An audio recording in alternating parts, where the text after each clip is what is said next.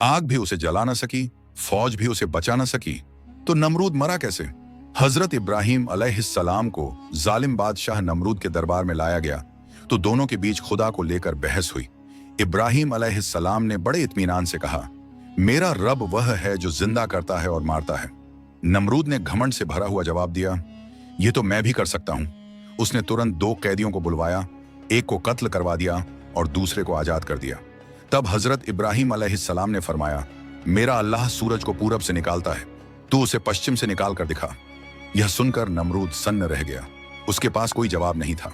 जब हजरत इब्राहिम अलैहिस्सलाम ने बुतों को तोड़ दिया तो नमरूद गुस्से से आग बबूला हो गया।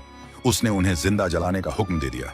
एक बहुत विशाल आग दहकाई गई और हजरत इब्राहिम अलैहिस्सलाम को उसमें फेंक दिया गया, लेकिन अल्लाह के हुक्म से वह आग ठंडी और सलामती वाली बन गई। हजरत इब्राहिम अलैहिस्सलाम आग के बीच बिल्कुल महफूज खड़े रहे। यह देखकर नमरूद का खौफ और बढ़ गया, लेकिन उसका अहंकार फिर भी कम नहीं हुआ। खुदा से लड़ने के घमंड में नमरूद ने अपनी एक विशाल फौज तैयार की। वह समझता था कि ताकत के दम पर वह सब कुछ जीत सकता है, लेकिन अल्लाह ने उसके अहंकार को तोड़ने के लिए किसी बड़ी फौज या हथियार को नहीं भेजा, बल्कि मामूली मच्छरों का एक लश्कर भेज दिया।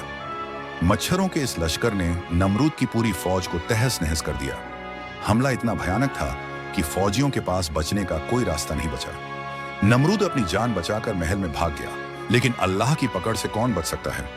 एक लंगड़ा मच्छर उसके नथुने नाक के रास्ते उसके दिमाग में घुस गया। जब जब वह मच्छर उसके दिमाग को काटता, नमरूद को असहनीय दर्द होता।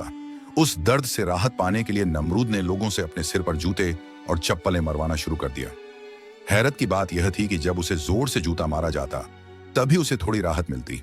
जो बादशाह कभी लोगों से सजदा करवाता था, वह अब अपनी जान की सलामती के लिए अपने ही सिर पर जूते खा रहा था। कहा जाता है कि वह लगभग 400 साल तक इसी तड़प और जिल्लत में रहा और आखिरकार इसी हालत में उसकी मौत हो गई। सबक यह वाकया हमें सिखाता है कि इंसान चाहे कितना भी ताकतवर क्यों ना हो जाए, अल्लाह के सामने उसकी हैसियत एक मच्छर से भी कम है।